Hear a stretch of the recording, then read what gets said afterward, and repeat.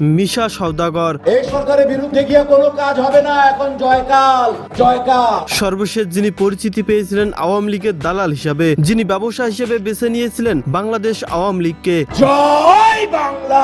Cinema ইন্ডাস্ট্রিতে তার বেশি কাজকর্ম না থাকায় সিনেমার মতোই স্বপ্ন দেখেছিলেন বাস্তবে এমপি মন্ত্রী হওয়ার। স্বৈরাচারী শেখ হাসিনার খুব কাছের আস্থাভাজন ব্যক্তি হয়ে উঠেছিলেন মিশা সওদাগর। তেলবাজির শীর্ষে ছিলেন তিনি। এমনকি আলো আসবে নামে গ্রুপ সহ বিটিভি ভবনে গিয়ে কান্না করে ছাত্র জনতার বিরুদ্ধে কঠোর হুঁশিয়ারি প্রদান করেছিলেন এই মিশা সওদাগর। মিশা বাংলাদেশী চলচ্চিত্র অভিনেতা। তিনি খলনায়ক চরিত্রে অভিনয়ের জন্য তুমুল জনপ্রিয়। 1986 সালে বাংলাদেশ চলচ্চিত্র উন্নয়ন কর্পোরেশন কর্তৃক আয়োজিত একটি প্রতিভা অন্বেষণ কর্মসূচির মাধ্যমে মিশা সওদাগরের সন্ধান পাওয়া যায়। নতুন মুখের সন্ধানে তিনি মঞ্চের নাম দেন মিশা সওদাগর, যা তার স্ত্রীর নামের প্রথম অক্ষর মিতা এবং তার নামের অক্ষরগুলি থেকে পিতামহের